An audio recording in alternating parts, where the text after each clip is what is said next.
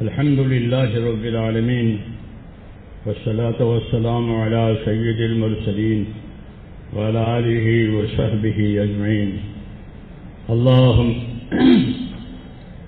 اللهم اجعلنا نبينا محمدا صلى الله عليه وسلم بما هو أهله واجزل الأنبياء كلهم خيرا وسلام على المرسلين والحمد لله رب العالمين. میرے پیارے بھائیو،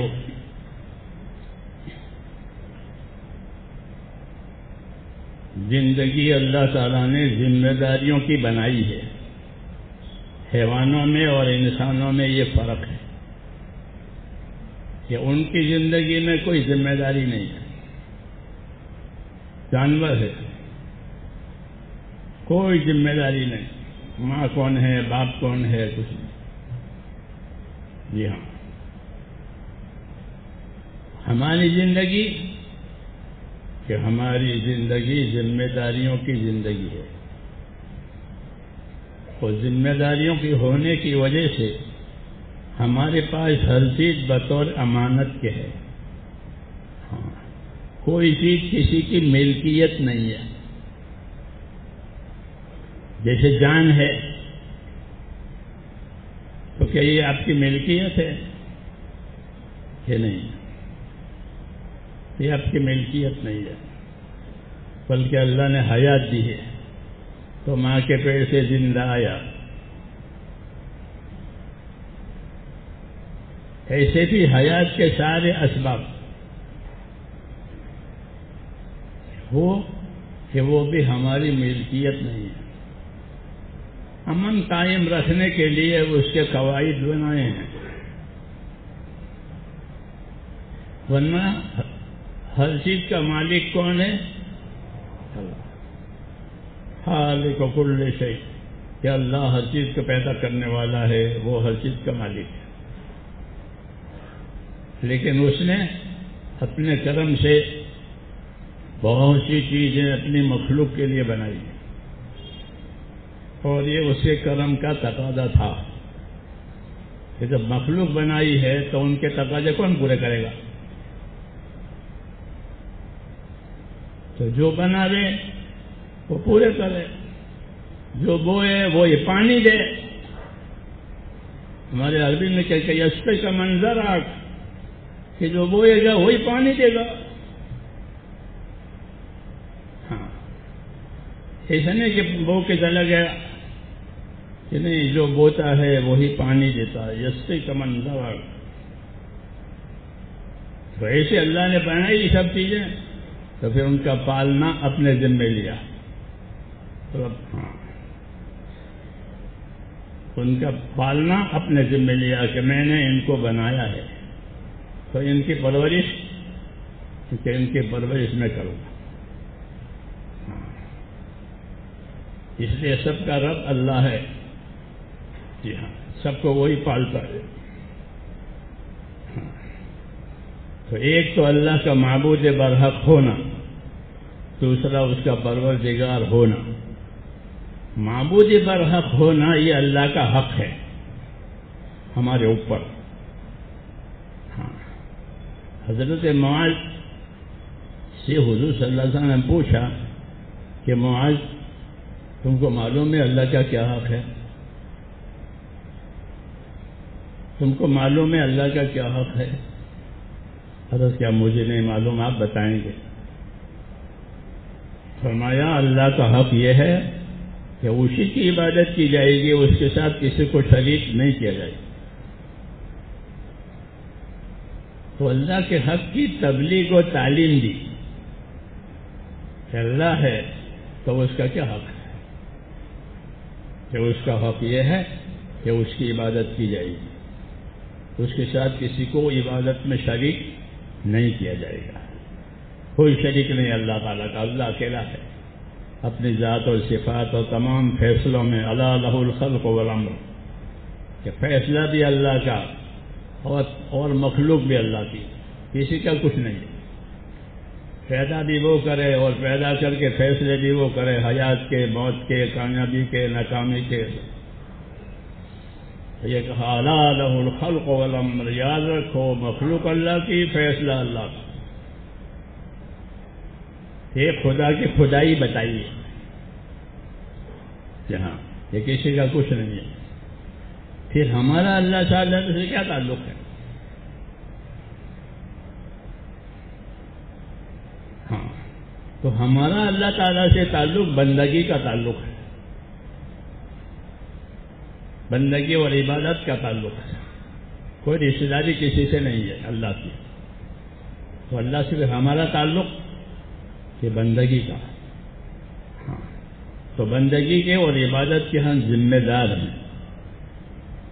دو مخلوق ذمہ دار ہے زمین پر، ایک جن اور ایک انس.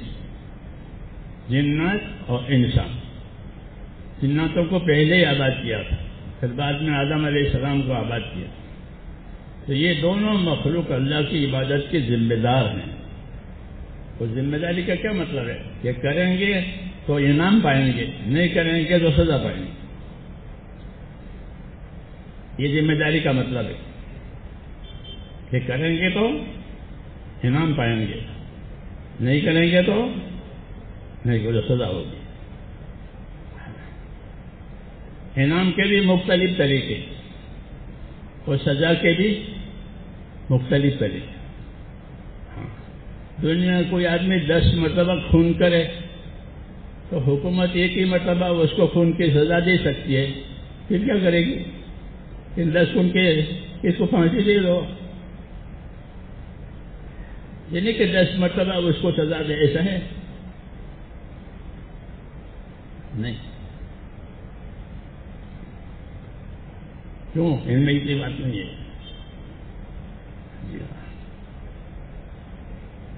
حجاج ابن یوسف ایک ظالم تھا عراق میں، وہ بہت ظالم تھا. اس نے 1 لاکھ سے زائد آدمیوں کو قتل کیا ناحق. اس کا ظلم مشہور تھا. جی ہاں، وہ دوسری صدی میں ہی تھا، وہ تابعین میں سے تھا. صحابہ کا دور تھا، بہت سے صحابہ بھی قتل ہوئے. تو 1,20,000 آدمی قتل ہوئے. پھر مر گیا. تو کسی نے خواب میں دیکھا کہ کیا ہوا کہ مجھ کو 1,20,000 مرتبہ موت کی سزا دی گئی، کیونکہ میں نے 1,20,000 آدمیوں کو موت کے گھاٹ اتارا.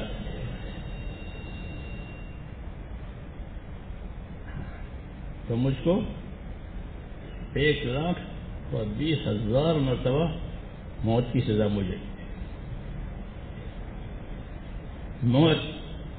موت مصیبت. فصابت کو مصیبت الموت پڑھتے نا لوگ تراویح میں. موت مستقل مصیبت ہے. ہاں، میں قدرت کی مثال دے رہا ہوں.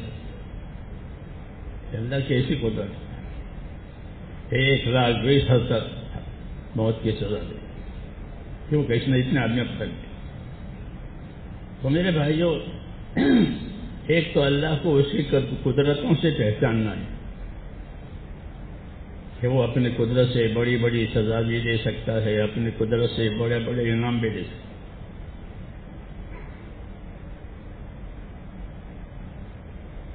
دوسرا، اس کے احسانوں کو جاننا ضروری ہے. ہمارے ساتھ اس کے کیا کیا احسانات ہیں. تو اللہ کے احسان کو کون گنے گا اور کون گن سکتا ہے؟ اول سے آخر تک ہر آدمی اللہ کے احسان میں ڈوبا ہوا ہے.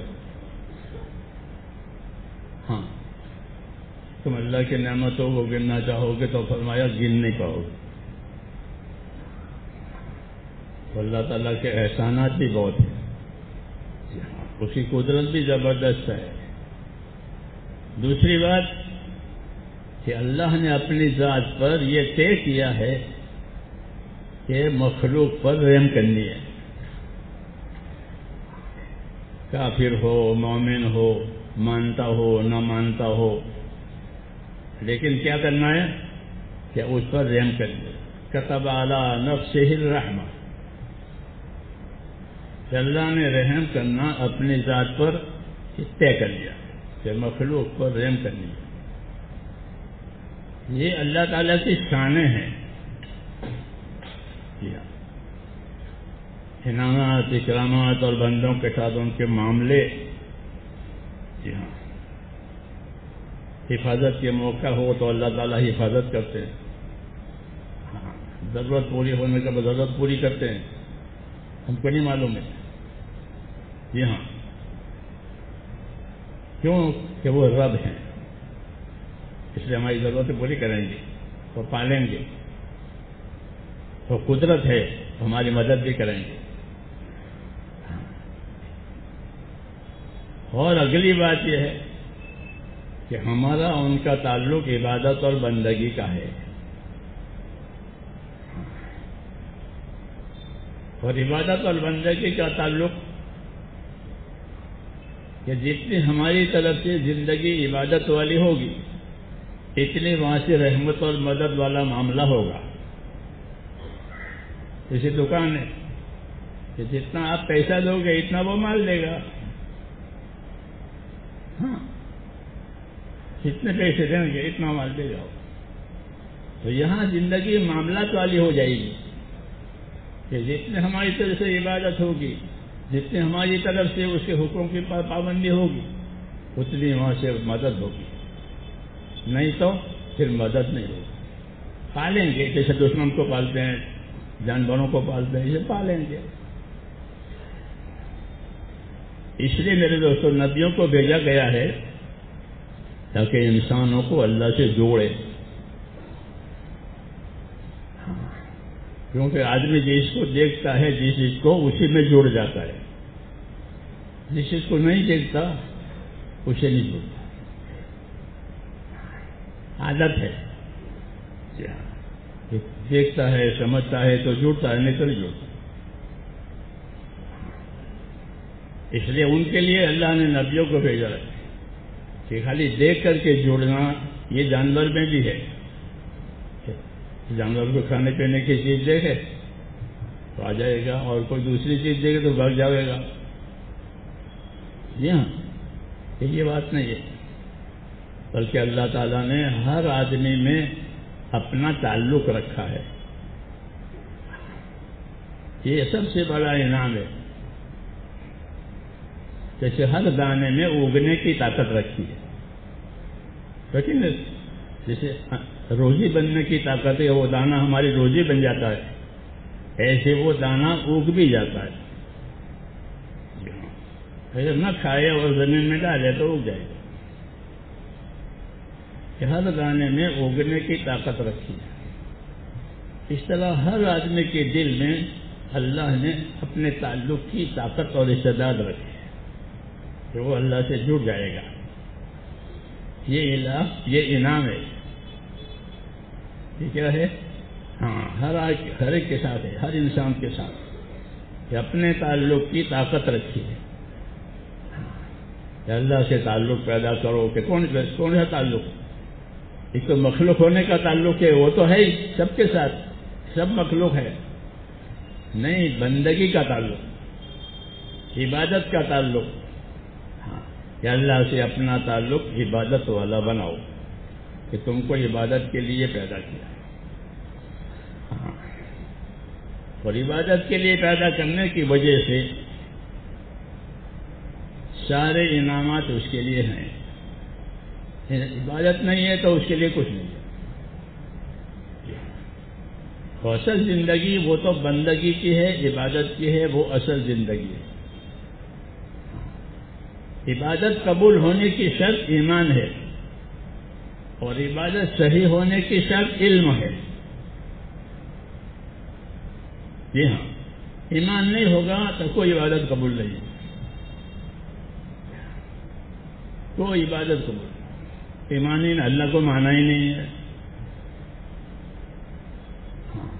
اور ایمان ہے اور علم نہیں ہے، ہاں، تو پھر اس کی بات صحیح نہیں ہوگی، اس کا عمل صحیح نہیں ہوگا. اس لیے امام غزالی رحمۃ اللہ نے فرمایا کہ کہ اللہ کی طرف سے ہم کو دو چیزیں بڑی ملی ہے، ایک ایمان ملا، ایک علم ملا۔ مسلمانوں کی زندگی ان دو پٹڑی پر ہے، ایمان علم، ایمان علم۔ اس پٹڑی پر ان کی گاڑی چل رہی ہے۔ اس لیے جو ایمانی زندگی ہے وہ اس سے خالی نہیں ہوگی۔ تو ایمان بھی ضروری، علم بھی ضروری۔ علم کی وجہ سے وہ اللہ کے حکموں کو جانے گا، اپنی ذمہ داریوں کو سمجھے گا کہ میری کیا ذمہ داری ہے، اس کے لیے مجھے کیا علم دیا گیا ہے، اور کہاں تک اس کی حد ہے، اور کتنا حق ہے۔ تو اپنے آپ کو حق پر رکھے، حد پر رکھے، یہ چیز حق ہے اور اس کی اتنی حد ہے۔ جیسے نماز حق ہے، کتنی ہے کہ 5، یہ 5۔ تو اللہ تعالیٰ کے حدود بھی ہیں، اللہ کے حقوق بھی ہیں۔ اللہ کے حدود، حقوق کی پابندی اور اس کو سمجھنے کے لیے دین سیکھنا ضروری ہے۔ کہ دین سیکھیں گے تو اللہ کے حقوق کی بھی خبر ہوگی، اللہ کے حدود کی بھی، کہ اللہ کی کیا سرحد ہے، کیا بارڈر ہے۔ جی ہاں، اس لیے میرے دوستو، دعوت اور تبلیغ اسی کا نام ہے، لیکن بیچاری وہ دونوں چیزیں اڑ گئی، علم و ذکر اڑ گیا۔ ہاں، کہ علم و ذکر اڑ گیا، ورنہ دعوت و تبلیغ کے ذریعے سے اصل چیز تھی کہ ایک ایک مسلمان کی زندگی علم و ذکر والی بنی۔ اور علم و ذکر کی مثال اسلامی زندگی کے لیے ایسے جیسے پٹڑی 2، ہاں ایک نہیں 2، کہ اسی پر چلے گی، اسی پر کھڑی رہے گی۔ تو مسلمان کی اصلی زندگی وہ علم و ذکر کی زندگی ہے، اور علم سے مراد یہ ہے کہ میری کیا ذمہ داری ہے جو اللہ نے مجھ پر ڈالی ہے، اور جب میں ذمہ داری پوری کروں گا تو مجھے کیا ملے گا، اور نہیں پوری کروں گا تو کیا ہوگا، اس کو بھی جاننا ضروری ہے۔ ہاں، یہ میری ذمہ داری ہے، اس کے پورا کرنے پر مجھ کو یہ دیا جائے گا، نہیں پورا ہوگا تو اس کی یہ سزا ہے۔ دونوں باتیں بتائیے۔ ہر نبی بشیر نذیر بن کر آتا ہے۔ بشیر خوشخبری دینے والا، کہ اللہ کے اطاعت کرنے والوں کے لیے بشارتیں ہیں، خوشخبریاں ہیں، دنیا میں اچھے حالات بننے کی خوشخبری ہے کہ اگر یہ اللہ رسول کی بات مانیں گے تو دنیا میں کیا انعام ملے گا، کہ ان کے حالات اچھے ہو جائیں گے، نہیں تو ان کے حالات بگڑ جائیں گے یہ دنیا میں، اور نعمتیں بھی دیں گے، لیکن حالات جو ان کے بنیں گے وہ ان کے دین سے بنیں گے، اور حالات جو ان کے بگڑیں گے وہ ان کے بے دینی سے بگڑے گے۔ اور حالات کا قبضہ وہ اللہ کا ہے، کسی کا قبضہ حالات پر نہیں ہے۔ جیسے رات چھوٹی کرے، دن لمبا کرے، دن چھوٹا کرے، لمبا کرے، یہ کون کرتا ہے؟ تو یہ حالات سمجھانے کے لیے اللہ رات لمبی کر دے، دن چھوٹا کر دے، دن لمبا کر دے، رات چھوٹی کر دے، اسے کبھی حالات تنگ کر دے اور کبھی حالات کھول دے۔ یہ مثال اس لیے سمجھائی، یولج اللیل فی النہار یولج النہار فی اللیل، رات کو دن میں داخل کر دیا تو دن لمبا ہو گیا، اور دن کو رات میں داخل کر دیا تو رات لمبی ہو گئی۔ کچھ تماشا سمجھانے کی بات نہیں ہے، جسے سمجھنا تو تماشا والے بات کہ نہیں، بلکہ یہ حالات سمجھانے کے لیے ہیں کہ کبھی اللہ ناراض ہوگا تو تمہارے حالات تنگ کرے گا، جیسے رات چھوٹی ہو گئی اور دن لمبے ہو گئے، اور دن چھوٹے ہو گئے، رات لمبی ہو گئی، ایسے ہم تمہارے حالات چھوٹے بھی کر دیں گے، تمہارے حالات کھول بھی دیں گے، کیونکہ دنیا تو حالات کا گھر ہے۔ دنیا کیا ہے؟ آپ بچے تھے، پھر جوان آئے، پھر بوڑھا ہو، پھر بیمار ہوئے، تندرست، یہ سب حالات ہے۔ دنیا ہے ہی حالات کا گھر، نتیجے کا گھر نہیں ہے، یہ نتیجے کا گھر آخرت ہے، یہ حالات کا گھر ہے. جی ہاں، وہ حالات اصول اور بے اصولی سے پیدا ہوتے ہیں. یہ بے اصولی کی ہے کہ حالات بگڑ جائیں گے، کہ اصولوں پر رہے ہیں کہ حالات بن جائیں گے. تو یہاں اصولی اور بے اصولی باتیں سمجھانے کے لیے اللہ حالات دکھاتے، جنت و دوزخ نہیں دکھاتے. وہ تو وہاں ہے، یہاں حالات تنگ کریں گے، حالات کھولیں گے. تو دنیا آج حالات سے پریشان ہے. جی ہاں، ہمارے دین میں اس کا یہی علاج ہے، یہ اپنا رخ اللہ کی طرف صحیح کریں. وہ جو ذمہ داری اللہ تعالیٰ نے ڈالی ہیں وہ پوری کریں. جی ہاں، اور کمی کی معافی مانگے. جب زندگی کا یہ رخ پڑے گا تو حالات صحیح ہوں گے. وَلَوْ أَنَّ أَهْلَ الْقُرَىٰ آمَنُوا وَاتَّقَوْا لَفَتَحْنَا عَلَيْهِمْ بَرَكَاتٍ مِّنَ السَّمَاءِ وَالْأَرْضِ. یہ شہروں بستیوں میں رہنے والے لوگ اپنی زندگی ایمان تقوی والی بنا لیں. ایمان یقین کو کہتے ہیں، یقین مثبت ہے اور تقوی منفی ہے. یقین مثبت ہے اور تقوی منفی ہے. تقوی کی طاقت بچنے کے لیے دی ہے، تقوی مانے ڈر، تو اللہ کا ڈر دیا ہے نافرمانی سے بچنے کے لیے، اور ایمان یقین دیا ہے اطاعت کرنے کے لیے. یہ مثبت ہے. جیسے ایک ہر مشین میں یہ دو طاقتیں ہوتے ہیں کہ آگے بڑھانے کے لیے روک نہیں. ہمارے اندر کہ ایمان کی طاقت دی ہے کہ ایمان کا تقاضا کیا ہے. ایمان کا کیا تقاضا ہے؟ کہ ایمان کا تقاضا اطاعت ہے. ایمان کا تقاضا اطاعت ہے. جی ہاں، کہ ہم کو ایمان ملا ہے تو ایمان کا تقاضا یہ ہے کہ اطاعت کرو. رسولوں کا بھیجنا اطاعت قائم کرانے کے لیے ہوتا ہے. وَمَا أَرْسَلْنَا مِن رَّسُولٍ إِلَّا لِيُطَاعَ بِإِذْنِ اللَّهِ. کہ جب کبھی ہم نے کوئی رسول بھیجا ہے تو اس لیے بھیجا کہ وہ رسول اللہ کے فرمانے سے بندوں میں اطاعت قائم کرائے. اطاعت کا مطلب یہ ہے کہ اپنی جان مال میں اپنے آزادی چھوڑ دے، اپنی آزادی یہ چھوڑ دے، بلکہ جان مال میں اپنے آپ کو پابند بنے، حکموں کا، طریقوں کا، اخلاص کا، استقامت کا. حکموں کا پابند کرے، طریقوں کا پابند کرے، اخلاص کا پابند کرے اور استقامت کا پابند کرے. استقامت میں پابندی، کہ ایک کام شروع کیا تو موت تک لے جاؤ. جیسے تعمیر شروع کرتے ہیں تو آخر تک لے جاؤ، تب تو اس میں رہو گے، اور آخر تک نہیں لے گئے تو رہو گے گھر میں نہیں رہے. اس لیے کہا کہ آخر تک لے جاؤ. وَلَا تَمُوتُنَّ إِلَّا وَأَنْتُمْ مُسْلِمُونَ. تمہاری موت اس حال میں آ رہے کہ اللہ کی بات مانتے مانتے مانتے مر گئے. اور زندگی ہوتی تو اور مانتے، زندگی نہیں ہے تو مانتے مانتے مر گئے. یہ زندگی کی ذمہ داری سمجھائی کہ اللہ کے اطاعت اور تابع داری کہاں تک؟ کہ جب تک زندگی ہے ہماری. تو زندگی ہماری امانت ٹھہری. کیا ٹھہری؟ امانت، کہ اس کو اطاعت کے ساتھ گزارنا ہے. اور اطاعت کا طریقہ نبیوں سے لینا ہے، کیونکہ وہی اطاعت کی دعوت لے کر آتے ہیں. اس لیے اطاعت کے ذریعے سے وہ حق ادا کرنا ہے جو کیا ہے. اور اس حق میں کیا ہے؟ کہ ایک حق آدمی کا اپنی ذات کا ہے. ہر آدمی پر اس کی ذات کا حق ہے. وہ کیا ہے؟ وہ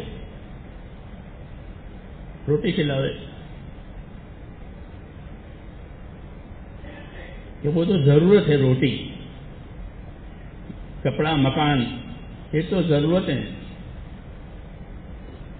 حق کیا ہے؟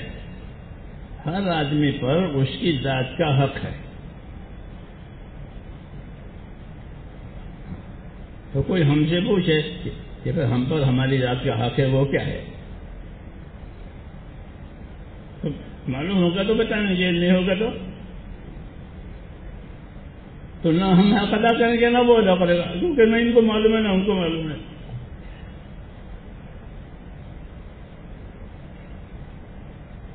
تو میرے بھائیو، ہر آدمی کا اس کی ذات پر یہ حق ہے کہ وہ اپنی ذات کو دوزخ سے بچاوے۔ یہ حق ہے کہ اپنی ذات کو دوزخ سے بچاؤ۔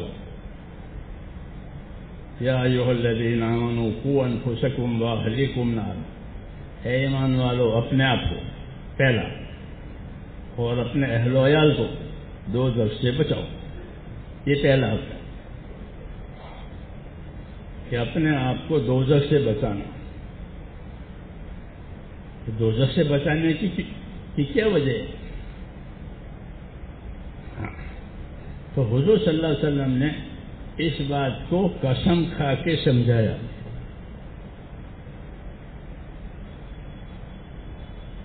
ہاں، کوئی بات اہم ہے تو آپ نے قسم کھائی، والذی نفس محمد بیدہ ما بعد الموت دار الا الجنۃ او النار۔ میں اس پروردگار کی قسم کھا کے کہتا ہوں، کیا فرمانا چاہتے ہیں قسم کھا کر؟ کہ آدمی کے مرنے کے بعد اس کا ٹھکانہ یا جنت بنے گی یا دوزخ بنے گی، تیسری جگہ نہیں۔ مسئلہ نازک ہے،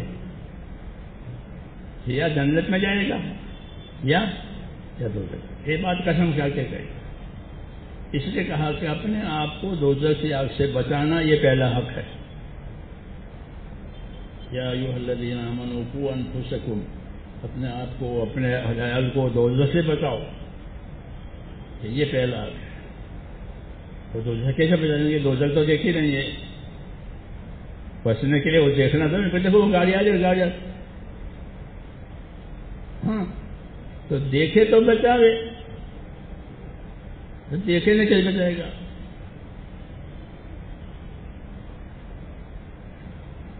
اس لیے میرے دوستو، نبی کے ذریعے سے یہ خبر دی ہے، کیونکہ یہ چیزیں دیکھنے کی نہیں ہے، ماننے کی ہے۔ دیکھنے کی نہیں ہے کیونکہ ابھی دیکھنے کی طاقت نہیں ہے، تو پھر یہ ماننے کی ہے۔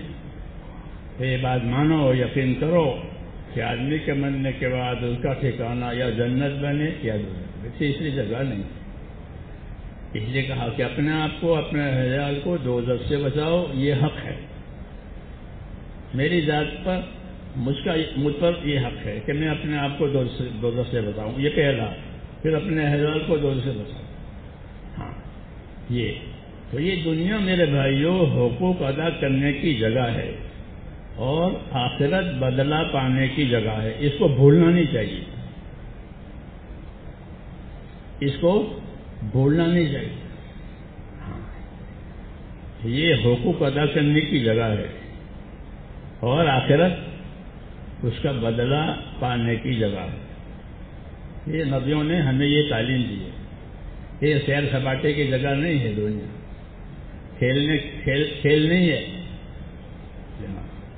یہاں کھیلیں گے کودیں گے، ہے نا، بلکہ دنیا سے آخرت بنانے کی اللہ نے دعوت دی ہے کہ دنیا سے آخرت بناؤ۔ وابتغ فیما آتاک اللہ الدار الآخرۃ، کہ تجھ کو جو دنیا اللہ نے دی ہے اس سے اپنی آخرت بنا، یہ دعوت ہے۔ دنیا تو رہے گی نہیں اور آخرت فنا نہیں ہوگی،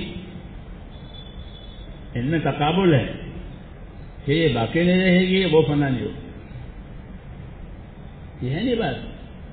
ہاں، تو اس لیے کہا دنیا سے آخرت بناؤ کہ یہ فنا ہو جائے گی اور وہ باقی رہ جائے گی۔ تو فانی سے باقی بنانے والا سمجھدار ہے۔ ایک چیز فنا ہو رہی تھی تو اس کو ایسا بنایا کہ وہ باقی رہ گئی۔ الکیس من دان نفسہ وعمل لما بعد الموت، سمجھدار آدمی وہ ہے جو اپنی ذات پر قابو کرے اور موت کے بعد کام آئے وہ عمل کرے. تو جو عمل موت کے بعد کام آئے گا وہ ختم نہیں ہوگا. اس کو سمجھدار کہا کہ یہ فانی سے باقی بنا رہا ہے. جیسے کوئی مٹی سے تانبا بناوے, مٹی سے سونا بناوے, ہاں بڑا کاریگر, بڑا کیمیا گر,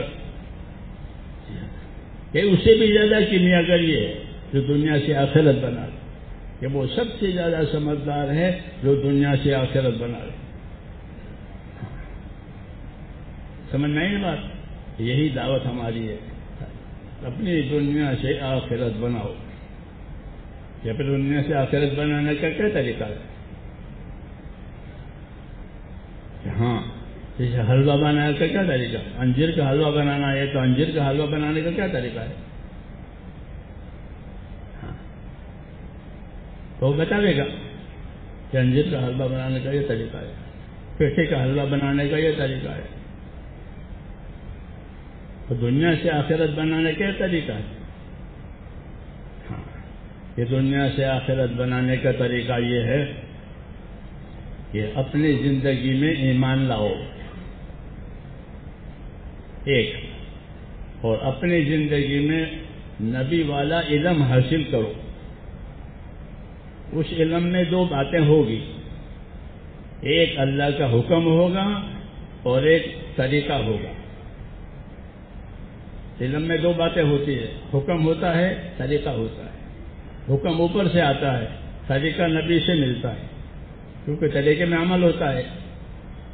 تو عمل تو کوئی انسان ہی کرے گا, اللہ تھوڑا عمل کرے گا. اللہ تو حاکم ہے, حکم دے گا, تو حکم اوپر سے آئے گا. اور طریقہ کہ طریقہ نبی سے ملے گا. اس لیے دنیا سے دین بنانا اور آخرت بنانے کا یہی طریقہ ہے کہ اللہ کو اللہ مان کر اس کا حکم, اور پھر اس حکم کو نبی کے طریقے سے پورا کرو, اور نیتوں میں اخلاص پیدا کرو. نیتوں میں اخلاص پیدا کرو کہ یہ اللہ کے لیے ہے. ہاں, کہ یہ ہو گیا تو یہ عمل بن گیا, یہ دین بن گیا. مالدار ہو تو, غریب ہو تو, بیمار ہو تو, تندرست ہو تو, کوئی حالت شرط نہیں ہے, یہ شرط ہے کہ اپنے اندر ایمان پیدا کرو, اتباع پیدا کرو, اخلاص پیدا کرو. جی ہاں, تو دین بن جائے گا. پھر دین کیا حکم دے گا کہ دین تین حکم دے گا. دین تین حکم دے گا. ایک حکم یہ دے گا کہ پہلے اپنے آپ کو اپنے دین کا پابند کرو. ادخلوا فی السلم کافہ, اپنے دین میں پورے پورے داخل ہو جاؤ. ایک ٹانگ باہر, ایک ٹانگ اندر, ایسا. اپنے دین میں پورے پورے داخل ہو جاؤ. ہاں, تو اپنی ذات سے اپنے آپ کو دیندار بنانا یہ پہلی ذمہ داری. یہ پہلی ذمہ داری کہ اپنی ذات سے اپنے آپ کو دیندار بناؤ. دوسری ذمہ داری یہ ہے کہ اپنے ماحول کو دیندار بناؤ. ماحول میں اپنا گھر بھی ہے, اپنا علاقہ بھی ہے, اور جہاں جہاں ضرورتوں کے لیے جاتے ہیں وہ سب ماحول, یہ وہ سب ہمارا ماحول ہے. ہم اپنی ضرورتوں کے لیے بھی وہاں جاتے ہیں, کمانے کے لیے جاتے ہیں, علاج کے لیے جاتے ہیں, شادیوں کے لیے جاتے ہیں, جاتے ہیں. تو اپنے آپ کو دیندار بناؤ, اپنے ماحول کو دیندار بناؤ. جی ہاں, یہ ذمہ داری ہے اس امت کی کہ اپنی ذات سے دیندار بنے اور اپنے ماحول کو دیندار بنا رہے. اپنی ذات سے دیندار بننے کو استقامت کہتے ہیں. کیا کہتے ہیں؟ کہ استقامت سے رہو, کہ اپنی ذات سے دیندار رہو. کوئی فرض, کوئی واجب, کوئی سنت چھوٹے نہیں, کوئی حرام, کوئی مکروہ زندگی میں آوے نہیں. ہاں, اس کو استقامت کہتے ہیں کہ اپنی زندگی میں استقامت پیدا کرو. ہاں, استقامت کا تعلق انفرادی زندگی سے. دوسری ذمہ داری کہ اپنے دین کی نصرت اور مدد کرو. تو مسلمان کے ذمہ استقامت ہے اور مسلمان کے ذمہ نصرت ہے. استقامت اپنی ذات کے لیے ہے اور نصرت اللہ کے دین کے لیے ہے. نصرت کی مثال ایسی ہے جیسے زمین کو پانی دے، تو پانی دے گا تو سب کچھ اگے گا، اور پانی کٹ جائے گا تو یہ سب برباد ہو جائے گا. اس لیے مسلمان کو استقامت اور نصرت کا حکم ہے. یہ دو حکم ہے کہ ایک ایک مسلمان اپنے دین کی پابندی کرے، استقامت سے رہے. دوسرا اپنے دین کا مددگار بنے، یعنی دین سیکھے، دین سکھاوے، دین سیکھنے کی دعوت دے، اس کے لیے حرکت کرے. اس کو نصرت کہتے ہیں، اس کو نصرت کہتے ہیں. اب نبی نہیں آئے گا، اب مسلمانوں کے ذمہ یہ دو کام ہوئے ہیں کہ اپنی ذات سے پابند بنے، سنت شریعت سب کا، اور مددگار بنے. دین کی مدد کرنا یہ گویا ہماری آخری چیز ہے. حضور فرماتے تھے ہجرت نہ ہوتی تو میں بھی نصرت والا ہوتا. جیسے مدینے کے سب لوگ نصرت والے ہیں، انصار، کیونکہ ہجرت ہوئی اس لیے میں مہاجر ہوا. یہ نہ ہوتی تو کہ میں بھی انصار مدینہ کی طرح اپنے دین کا مددگار ہوتا. معلوم ہوا کہ اپنے دین کی مدد اہم چیز ہے. کہہ رہے ہیں کہ یہ نہ ہو، ہجرت فرض ہوئی تھی اور آپ مکے میں تھے اس لیے ہجرت کی. نصرت میں آپ نہیں، ورنہ ہجرت نہیں ہے تو پھر ہر مسلمان پر اپنے دین کی نصرت کی ذمہ داری ہے. یہ مطلب حدیث کا ہے کہ لولا الہجرہ لکنت رجلا من الانصار، ہجرت نہ ہوتی تو میں بھی اپنا دین کا مددگار ہوتا، انصار میں سے ہوتا. تو معلوم ہوا کہ اپنے دین کی مدد کی اہمیت ہے.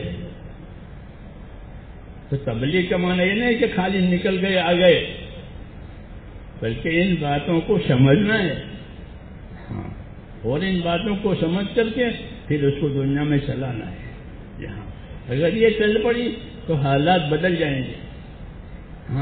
دین کے کاموں کا سب سے بڑا اثر کہ دین کے کام جب شروع ہوئے صحیح تو وہ حالات بدل دیں گے. کوئی بھی اس کی حالت نہیں بدلے گی، کوئی اس کی دنیا کی حالت نہیں بدلے گی. نبی والی اس کی حالت بدل دے گی. مدینے میں بخار ہوتا تھا، وبائی بخار پہلے سے چلا آتا تھا جاہلیت کے زمانے سے. اس کو حمہ یثرب کہتے تھے. یثرب مدینے کا پرانا نام ہے، پہلے مدینے کو یثرب کہتے تھے. جی ہاں، یہ منع ہو گیا کہ مدینے کو کوئی یثرب نہ کہے. یثرب کا بخار جب حضور صلی اللہ علیہ وسلم مدینہ گئے تو تھوڑی دیر مہاجرین کو بخار آئے، کیونکہ وہ تھا ہی وبا. پھر وہ وبا گئی آج تک. یہ مثال ہے کہ جب ندیوں کا کام چلے گا تو حالات بدل جائیں گے. جی ہاں، اور حالات نہ بدلے اس کا مطلب یہ کہ کام میں کسر ہے، یا کام کو ایک شکل پر آ کر اٹکا ہے. جی ہاں، کہ کام کو ایک شکل پر آ کر اٹکا ہے، اس کے بہت سے اجزاء نہیں ہیں، بہت سے اس کی چیزیں غائب ہے، اس سے پورا اثر نہیں ہو رہا ہے. اس لیے میرے دوستو اس کام پر غور کرنا ہے. جی ہاں، کہ ہمارے کام میں کیا کیا کسر ہے. تو علم و ذکر کا کسر ہے. کسی کسر ہے؟ علم و ذکر کی. تو آپ پوچھیں گے کہ علم پڑھنے کے لیے مدرسوں میں چلے جائیں. لوگ ہی کہیں گے کہ نہیں، مدرسوں میں نہیں جانا ہے. تبلیغ کرنے کے لیے پہلا علم فضائل کا ہے. دعوت دینے کے لیے پہلا علم فضائل کا ہے. تو مدرسے میں بھی جا سکتے ہیں اور بغیر مدرسے بھی حاصل کر سکتے ہیں. جی ہاں، لیکن فضائل ہم سے غائب ہے. فضائل یاد نہیں ہے. ہاں، فضائل کہ صبح کی نماز کے کیا فضائل ہے؟ کسی سے پوچھو. ابھی امتحان تو لیں گے نہیں کہ صبح کی نماز کے کیا فضائل ہے؟ تو نہیں معلوم ہے. صحیح کہہ رہا ہوں کہ صبح کی نماز کے کیا فضائل ہے؟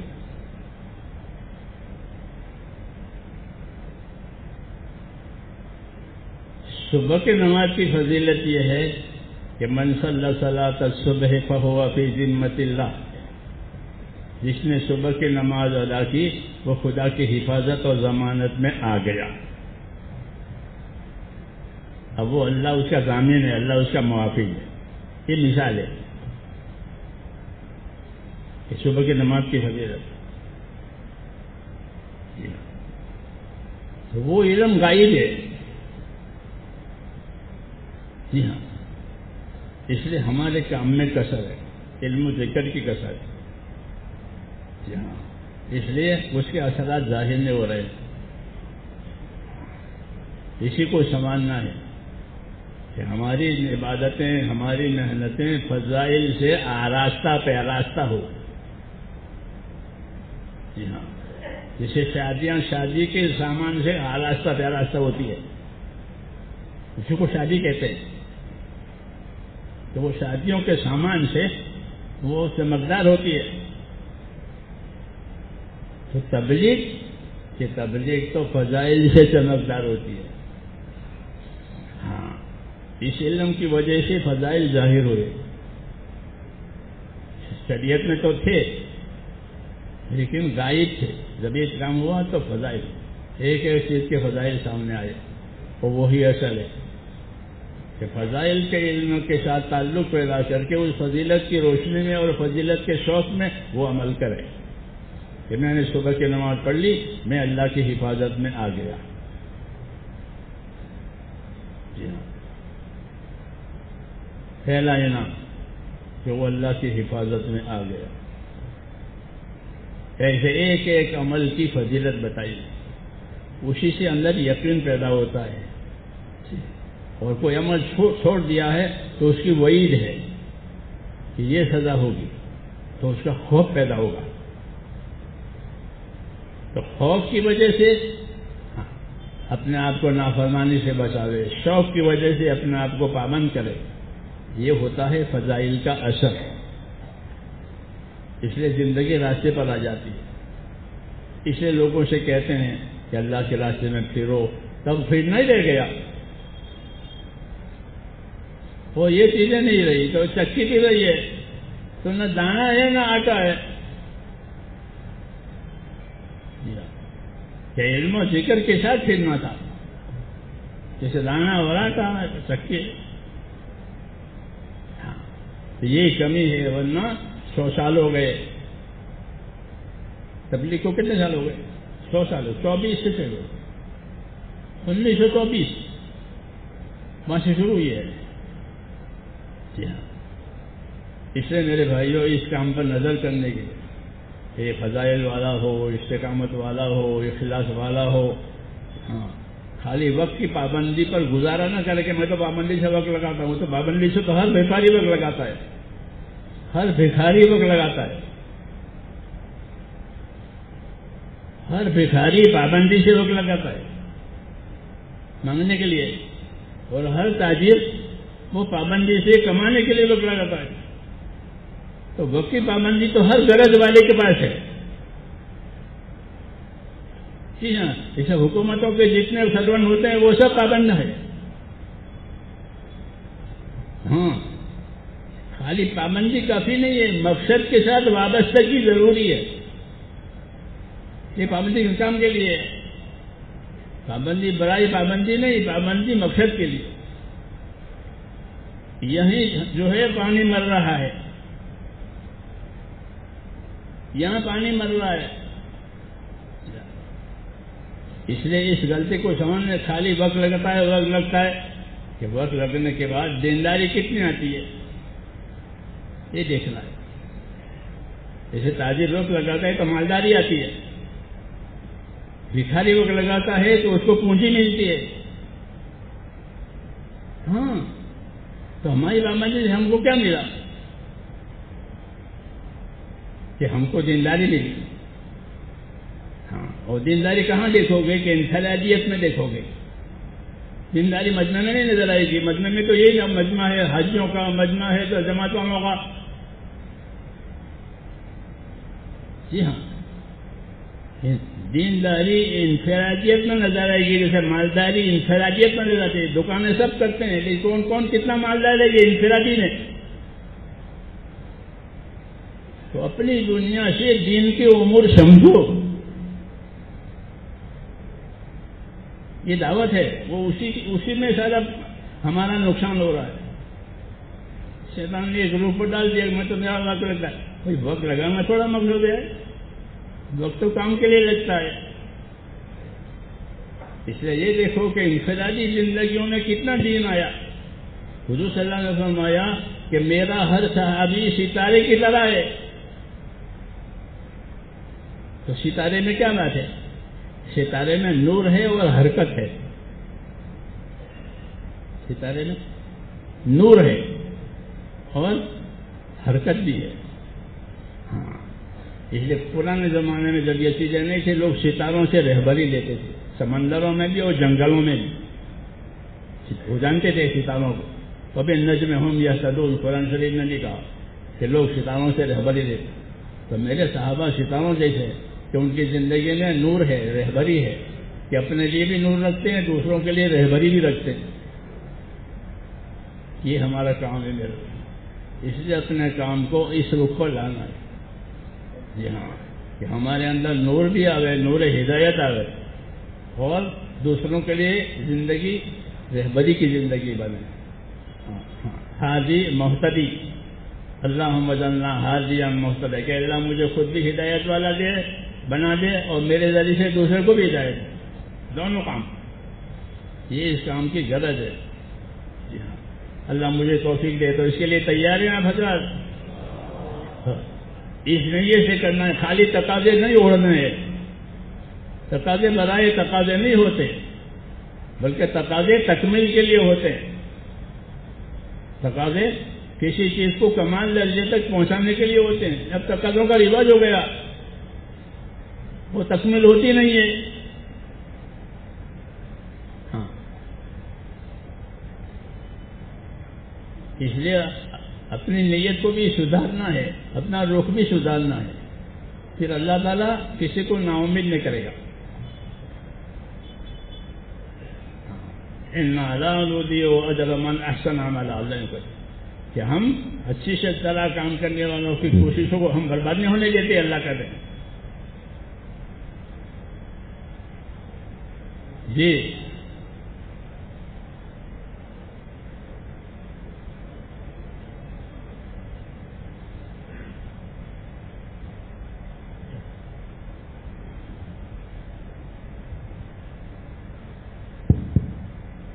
ہاں بھائی، ماشاء اللہ.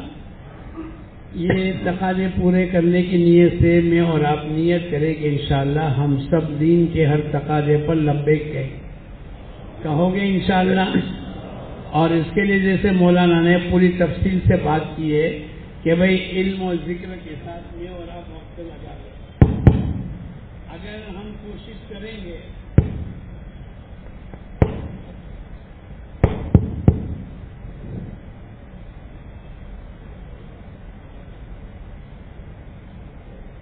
یہ لے لو.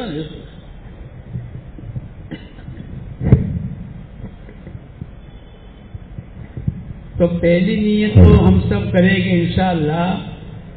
مولانا یوسف صاحب رحمۃ اللہ علیہ کے حوالے سے مولانا الیاس صاحب کی بات یہ ہے کہ ہر مسلمان کے 4 مہینے لگنے چاہیے. یہ پورا مجمع نیت کرو کہ انشاءاللہ ہم سب 4 مہینے لگائیں گے. لگاؤ گے کہ نیت کرو مضبوط نیت کرو کہ انشاءاللہ ہم سب 4 مہینے لگائیں گے. اور 4 مہینے کے ذریعے سے اپنی ذاتی زندگی کو دینی بنانا اور اس کو لے کر پوری دنیا میں پھرنا. جیسے مولانا کہا نا کہ صحابہ ہدایت اور نور، ہدایت کا نور تھا، اور اللہ کے دین کے تقاضے کے لیے اللہ پاک نے ان کی برکت سے دنیا میں ہدایت کو چمکائی. اس کے لیے دوستو بزرگوں اللہ پاک نے ایک موقع ہم کو رمضان المبارک کا دیا ہے. ہم نے یہ نیت کی ہے کہ جتنے بالغ مرد ہیں ہمارے سورج ضلع کے جتنے بالغ مرد ہیں اللہ کرے کم سے کم رمضان میں 3 دن لگاوے. یہ ہمارا مجمع یہ پوری نیت کرے. نیت المومن خیر من عملی، مومن کی نیت اس کے عمل سے بہتر ہے. اگر یہ مجمع نیت کرے گا آج نہیں تو کل اللہ پاک اس کو وجود دے گا. تو ہم سب نیت کریں کہ انشاءاللہ اس سال رمضان کے مبارک مہینے میں تمام بالغ مردوں کے 3 دن لگوانے. ارے بھائی نیت کرتے ہیں انشاءاللہ. اس کے لیے ہم سب کو قربانی دینی پڑے گی. بھائی پرانے ساتھی جب لے کے چلیں گے تو نیا مجمع ان کے ساتھ چلے گا. ہمارا یہ مجمع یہ نیت کرو کہ انشاءاللہ اب چونکہ پہلا عشرہ تو تقریباً ختم ہونے کا ہے، اب باقی کے 2 عشرے باقی ہے. یہ مجمع نیت کرو کہ انشاءاللہ کم سے کم رمضان کے مبارک مہینے میں ہمارا پہلا 3 دن لگے یا نہ لگے ہم 2 مرتبہ کم سے کم 3 دن لگائیں گے. لگاؤ گے انشاءاللہ؟ کون کون نیت کرتا ہے لگائیں گے؟ ذرا کھڑے ہو جاؤ. یہ نیت کرنے والے کھڑے ہو جاؤ، کھڑے ہو جاؤ، کھڑے ہو جاؤ. ماشاءاللہ ماشاءاللہ ماشاءاللہ ماشاءاللہ. ایک مرتبہ لگ گیا کوئی بات نہیں. اب باقی کے ہم سب کے 2 مرتبہ لگیں گے اور اپنے یہاں نئے نئے ساتھیوں کو لے کے چلیں گے. ہمارے حضرت جی رحمت اللہ علیہ فرمایا کرتے تھے 2 پرانے 27 دن محنت کر کے 8-10 نئے ساتھیوں کو لے کر چلے. یہ مجمع اگر نئے نئے ساتھیوں کو لے کے چلے گا تو انشاءاللہ تمام بالغ مردوں کا وقت اللہ لگوائے گا. یہ بیٹھنے والے نہیں لگائیں گے، آپ لوگ نہیں لگاؤ گے تو نیت تو کرنی پڑے گی. کھڑے ہو کے اپنے آپ کو پیش کرو گے تو اللہ آسان کریں گے. ہاں کبھی کبھی ان کی نیت اللہ پاک مہر لگا دیتے ہیں قبولیت کی. اور یہ پیچھے بیٹھنے والا مجمع، یہ پیچھے مجمع بیٹھا ہے، کیا وہ نیت نہیں کرے گا؟ ہم نے تم کو کم سے کم 2 مرتبہ ہی کہا، چونکہ 7-8 تراویح ہو گئی. کم سے کم اتنی نیت کرو کہ بھئی 2 مرتبہ ہم لگائیں گے تاکہ اللہ پاک ہماری برکت سے تمام بالغ مردوں کا وقت لگا. ماشاءاللہ. جماعت بناؤ گے انشاءاللہ؟ کون کون جماعت بنائے گا؟ جو یہ نیت کرتا ہے کہ میں اپنی مسجد کی جماعت بناؤں گا وہ بیٹھ جاؤ. ماشاءاللہ ماشاءاللہ ماشاءاللہ. دوسری بات دوستو بزرگوں کہ بھئی یہ بات چلی ہے کہ ہم انشاءاللہ مستورات کی جماعت بھی 3 دن کی بھیجیں گے. اللہ کا کرم ہے ہماری ہفتے کے اندر 15-16 جماعتیں 3 دن مستورات کی نکلی ہے. اللہ کرے ہماری اسی رمضان کے اندر 10 دن عشرے کی جماعت بھی نکلنی چاہیے. تو نیت کرو انشاءاللہ ہم سب عشرے کی جماعت بھی 10 دن کی نکالیں گے. نکالو گے انشاءاللہ؟ کون سے ہلکے والے نیت کرتے ہیں کہ ہم 10 دن کی عشرے کی جماعت نکالیں گے؟